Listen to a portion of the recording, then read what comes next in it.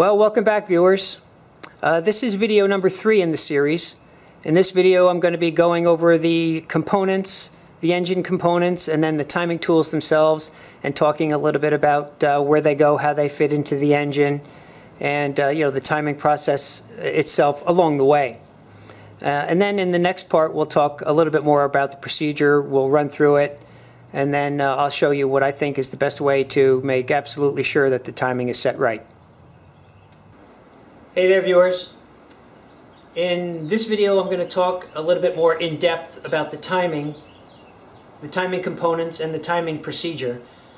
In my last video, I told you that I was going to go into greater detail, and that's what I hope to do for you today. Just to remind everybody, this video is aimed at DIYers, and mainly DIYers who don't have experienced timing engines, DIYers who maybe have never timed an engine in their life, somebody who's doing an engine swap, for example, and has enough skill to do that, but is still not familiar with the components, the tools, or the procedure when it comes to timing these keyless crankshaft engines. What I'm going to be showing you today will apply to 2.0, 2.3, 2.3 turbo, and 2.5 liter Mazda and Ford engines. It's all the same. The procedure that I'm going to be referring to can be found in the factory service manual, which honestly is virtually useless in terms of really understanding the procedure. And then thanks to Tyler over at Scanner Danner forum on scannerdanner.com, I was able to get my hands on this Mazda technical training aid. It ended in 2008 though, or this was written or printed in 2008, so it doesn't have the 2.5s on them, but I can tell you from experience the procedure is the same. But again, if you look through this and you really feel like you're comfortable timing the engine, then you're a much better man than me. So I then want to talk about the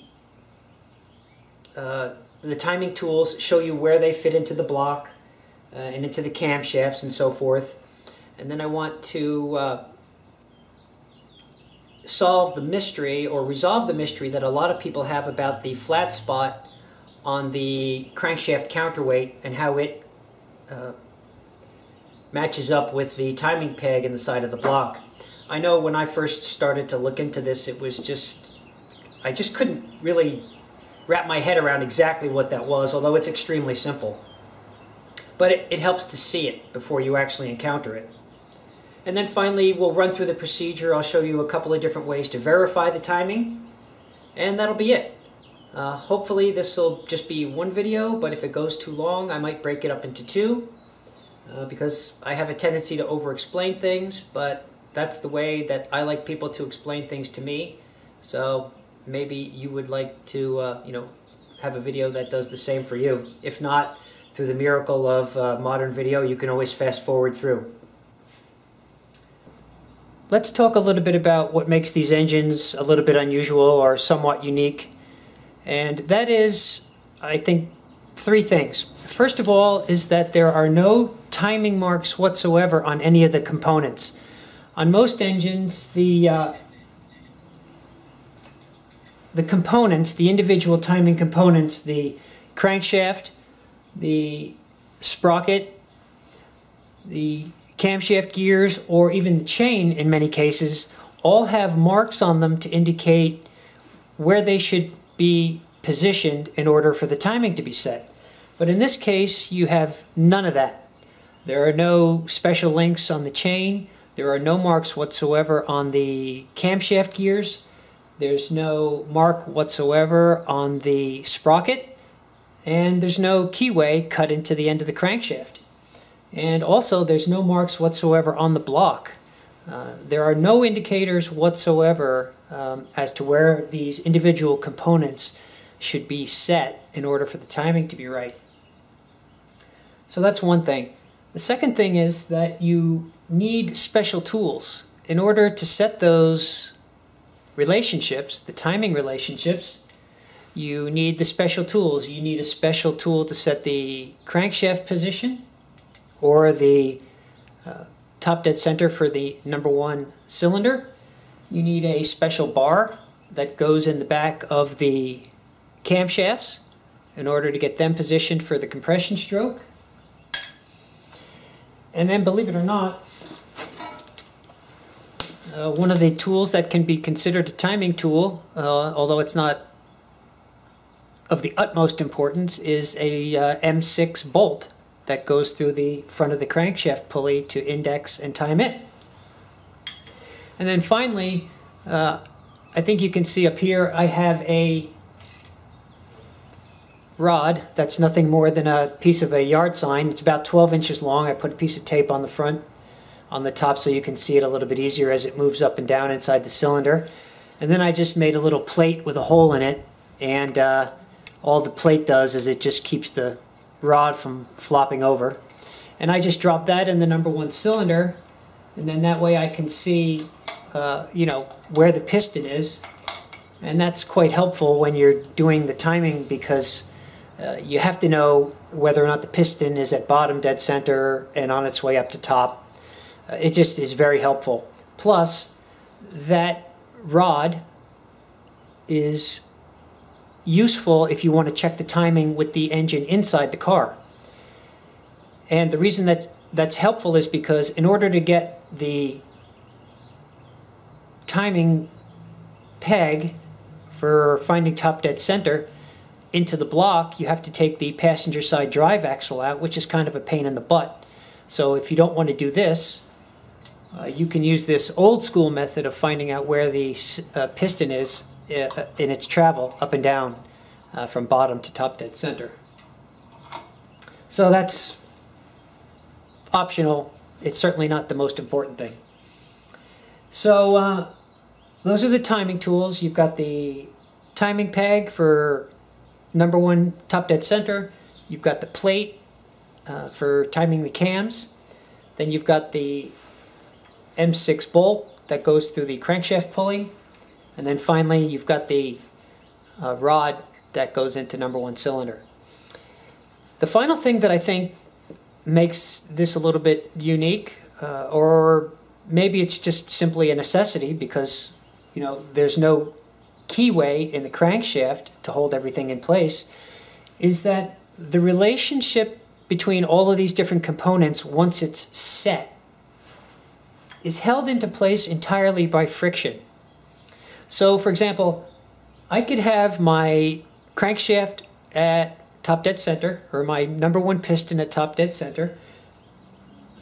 Excuse me. I could have my camshafts timed for the compression stroke.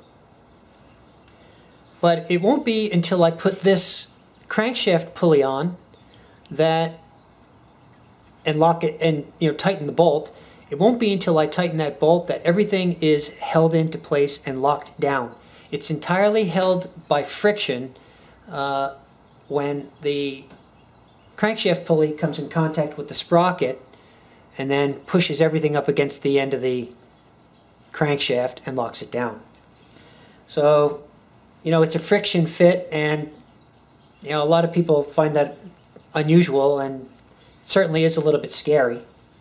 But it seems to work pretty well because there's a hell of a lot of 2.0, 2.3, and 2.5 liter engines running around out there that probably have never had a problem. Further adding to the friction fit is the fact that Ford and Mazda both require the use of diamond-coated washers in between the components to help lock everything down.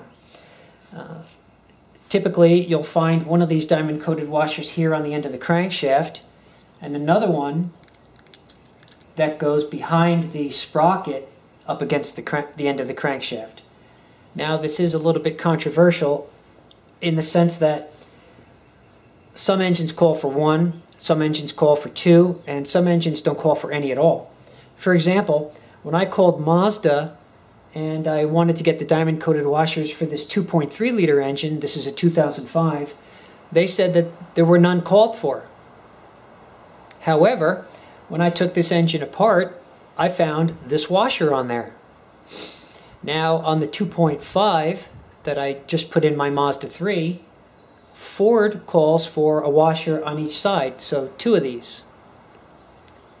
Now what I'll say is that based on what I've heard and read, most people who are setting the timing on these, whether or not they're called for or not, are using the diamond-coated washers. Now first of all, they're super thin. They're super thin, so I would say that if you want the peace of mind and your application doesn't call for it, I don't see any reason why you couldn't use one of these, or 2. I would just say that's entirely your decision. Check with a professional or consult your local Mazda or Ford parts counterman and verify what you need or don't need. But either way, when you take your engine apart, you have to make sure to get the old washers off, because these are so thin that once they're coated with oil and pressed up against either the sprocket or the crankshaft pulley, they're kind of hard to see. And while I don't see any problem with using them, I don't think it would be a good idea to have 2 of them doubled up back to back on each other. Alright, so that's the friction fit. So if I were to take my crankshaft pulley bolt and put it in the end of the engine here, or end the end of the crankshaft, and this is just to illustrate one of the weird things about this keyless crankshaft scenario, is that I can now turn the crankshaft, and if you watch this flag, you'll see that go up and down. I think you can see that. Let's see. There you go. I'm going to go ahead and turn the crankshaft, and as I'm turning the crankshaft, you'll see the piston going up and down, but you'll see that the timing chain and none of the camshaft related components are moving. So check this out.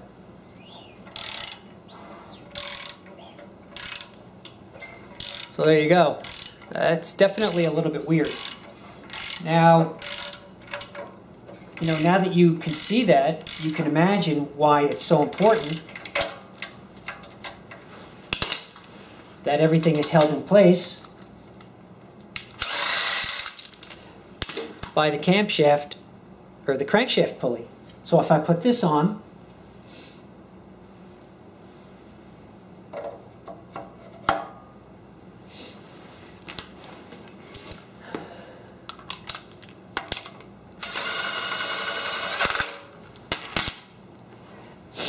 you will see that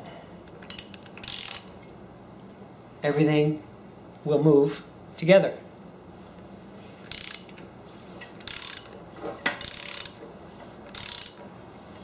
So that's it.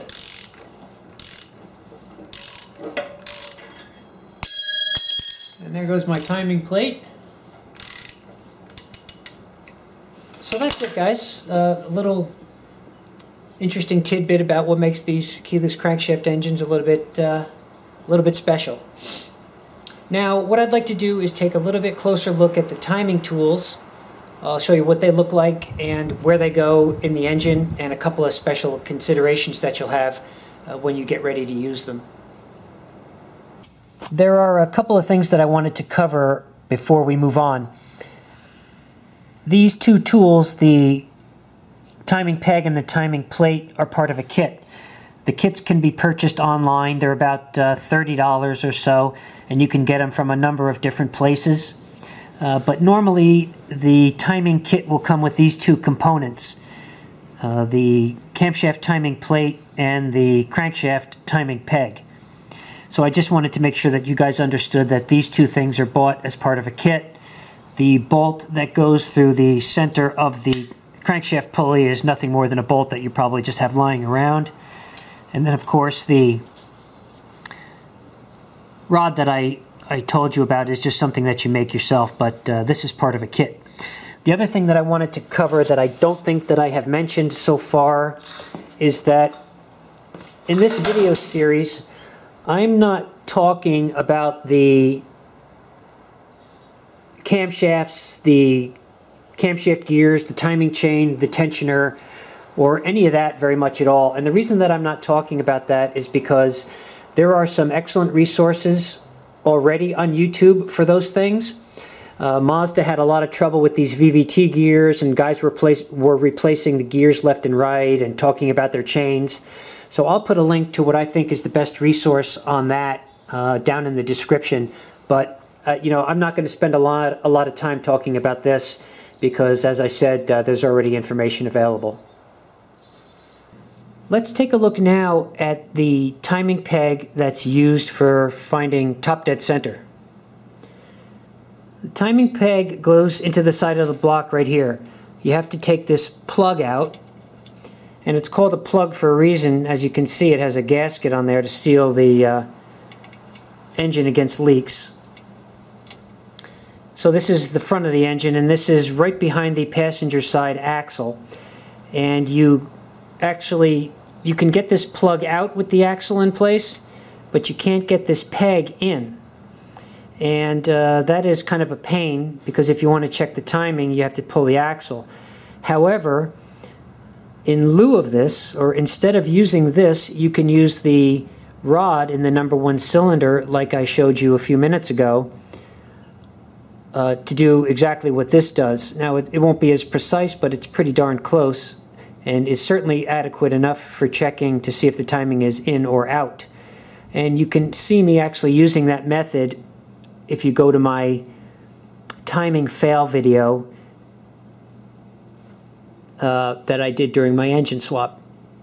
So the timing peg goes into the side of the block and it simply screws in. However, you won't be able to get the timing peg all the way in unless the crankshaft counterweight is out of the way. So let's take a little bit closer look at the crankshaft counterweight and why it has to be out of the way. Okay. So if you look in this window right here,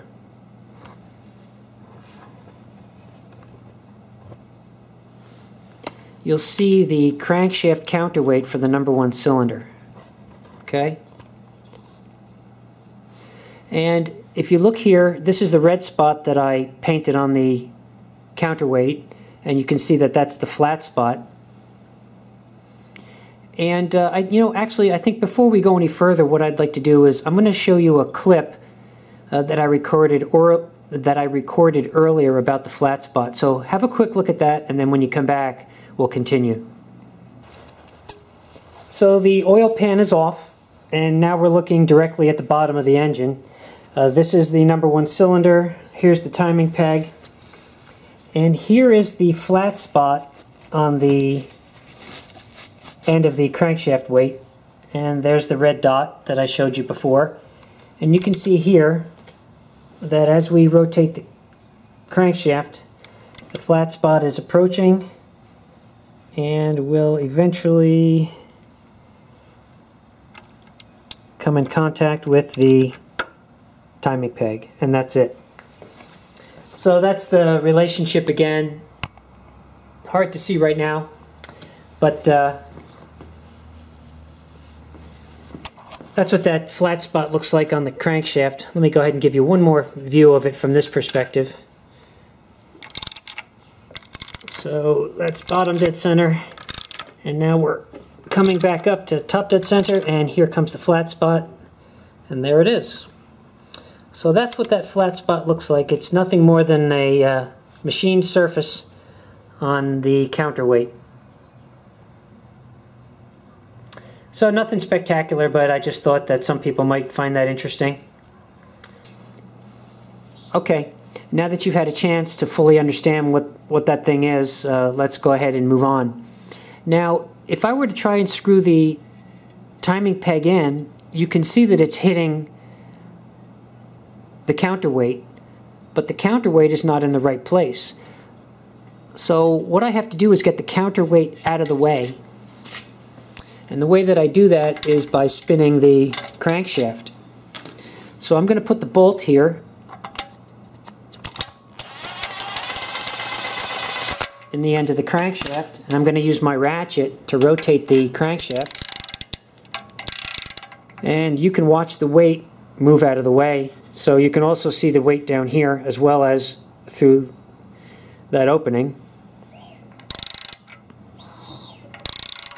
Now I've got all 4 spark plugs out, so there's minimal resistance here. Alright, so there's the connecting rod. And now we are beginning our stroke up to top dead center. And you can see that the counterweight is nowhere in sight. So now I can put my timing peg in. And now I can take the crankshaft around to top dead center. Alright, so there's the counterweight flat spot coming around. And it should appear here, and that's top dead center. So that's why you have to make sure that the counterweight is out of the way before you put the peg in. Either it will be in the way or not in the proper position for guaranteeing that you're at top dead center. Alright, so that's a little bit about the peg. Now let's move on to the timing plate. This is our camshaft timing plate. It's a piece of bar stock. Now this particular one is for 2 different kinds of engines, so you'll see that this one has cutouts, and normally I think most people would buy a kit that just has a regular piece of bar stock that looks like this, and that would be for the 2.0, 2.3, and 2.5s. But this one is for a whole different class of engine, so that's why mine has the cutouts in it, so don't be alarmed if you get a kit that just looks like this. So the camshaft timing plate rests on the top of the cylinder head and slides into the slots on the end of the camshafts. So let's take a closer look at the slots in the camshafts. So here you can see that on the intake camshaft there's a slot, and on the exhaust camshaft there's a slot. And what you can't really see very well is that these are actually offset. So the camshafts have to be in a certain position for the tool to slide into place. So what I'd like to do now is just show you what that looks like when the cams are not in the right position, and then we'll look at the cam lobes, and you'll get a better idea for what the correct position is. So I'm going to take the camera off the tripod real quick because I want to show you what it looks like when this tool slides into place in the end of the camshafts.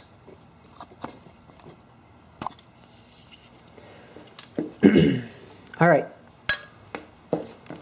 so I've got the tool, and the camshafts, I've already set them in the proper position to make this demonstration go a little bit faster.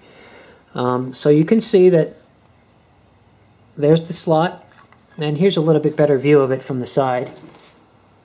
And you can see that the slot is just about, well, it's parallel with the top of the head. And if you look at the exhaust, you can see the same thing.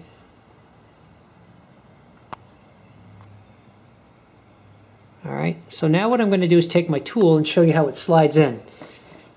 So I'll just take it and lay it on top of the head, like that, and then I should be able to just push it in. Like that. Alright, so let me take it out for you. Now when you're done with the timing procedure, you should be able to take this tool just like this and slide it in to the end of the camshafts by hand like that. And that means that you're in good shape. So that's what it looks like. And you could see, this is a precision fit.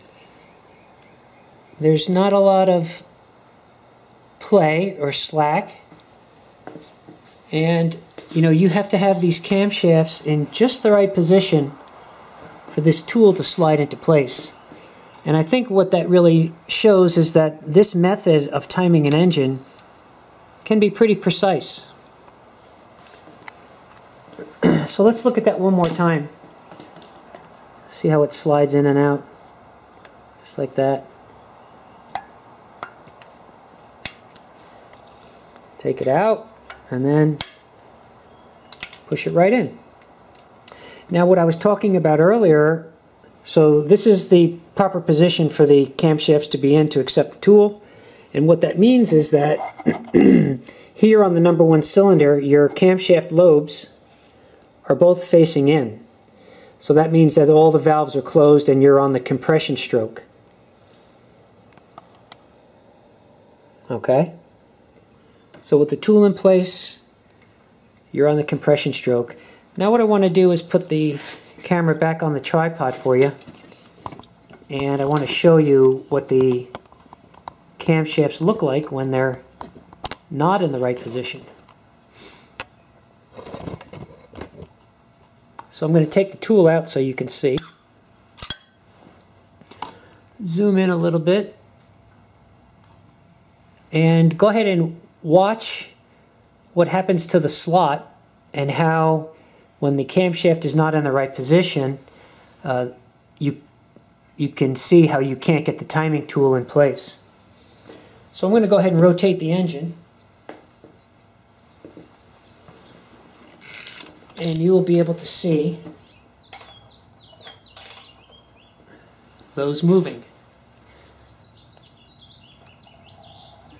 Alright, so I'm going to go 360 degrees out. And there you go. You can see that there's no way in heck that you're going to get the timing tool in.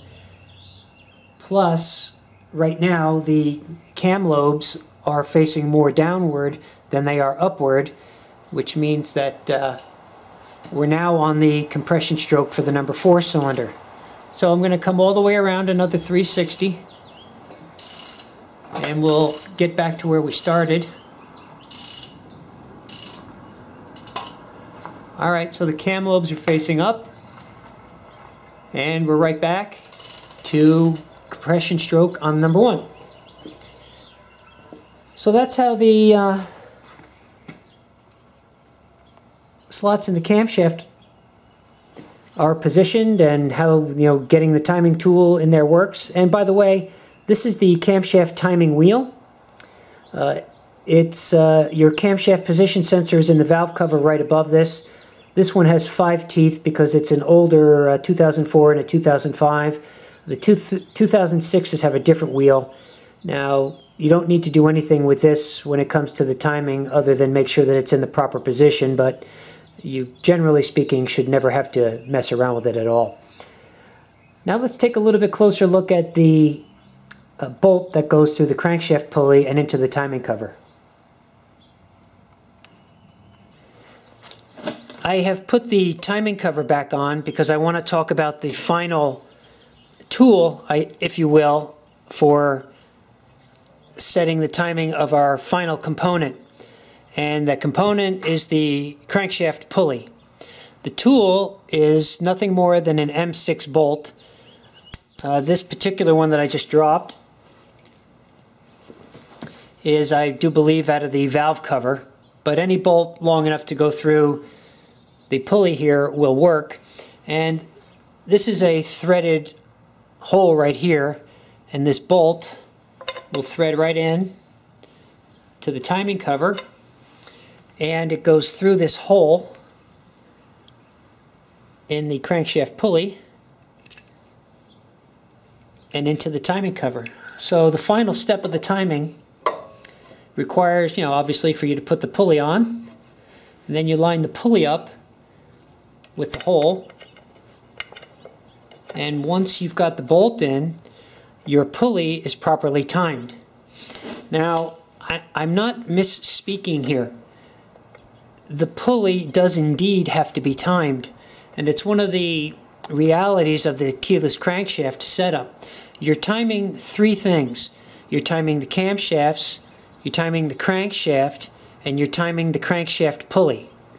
And all that this bolt does is ensure that the 9th tooth of the timing wheel, as you can see here, is running through the center point of the crankshaft position sensor.